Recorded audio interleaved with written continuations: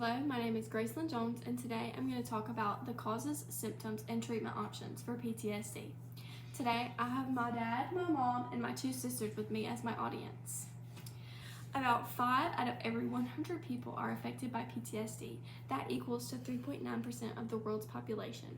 PTSD is a very serious mental disorder that is very common among military personnel and war veterans.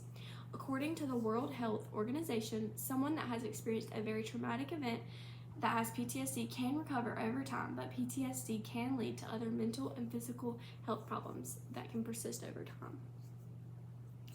A person with PTSD is also usually diagnosed with depression and anxiety disorders. PTSD can be a gateway for those affected to get into substance or alcohol abuse. PTSD is a very dangerous mental health disorder that can often cause those who have extreme cases to become a danger to others. According to the American Psychiatric Association, PTSD is a psychiatric condition that occurs when someone has experienced a very traumatic event. This could include emotional, physical, or a life-threatening event. Anyone that has been affected by PTSD knows that PTSD can happen a few days, weeks, and even years after.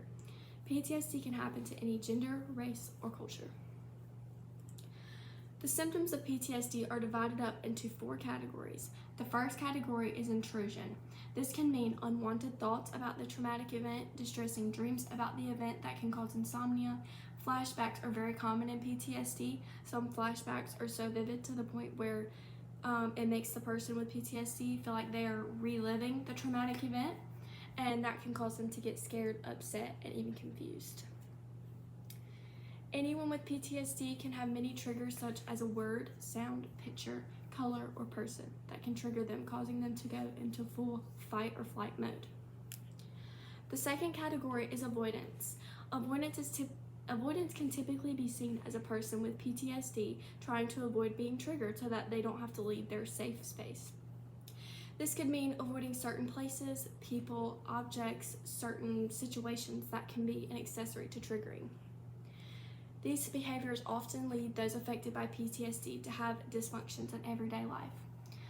The third category is changing in cognition or mood. PTSD can lead to depression, lack of interest in activities or people that they used to enjoy, and memory problems. Disordered thoughts about themselves or others like, can I trust them? Can I trust myself? Or is this really a safe place? This can cause a feeling of detachment and estrangement. The fourth category is changes in arousal and activity. Someone with PTSD may seem jerky or easily startled. This can be from paranoia or just from reaction time due to the PTSD fight or flight. PTSD can cause someone to behave recklessly, have angry outbursts, and even cause violence. Some individuals experience dissociative symptoms such as derealization and depersonalization. Derealization is feeling as though life isn't real. Some describe it as watching their life through a movie or a dream. And depersonalization is the feeling that one is out of their own body. Treatment for PTSD can come in many forms, and it is for everyone. The treatment options are medication, multiple forms of therapy, and a support group. PTSD is a mental health disorder that can develop after a traumatic experience or accident. Symptoms can include extreme anxiety, night terrors, flashbacks, and trouble sleeping. If you or anyone that you know has any of the symptoms I talked about, please get medical professional help and get evaluated for PTSD.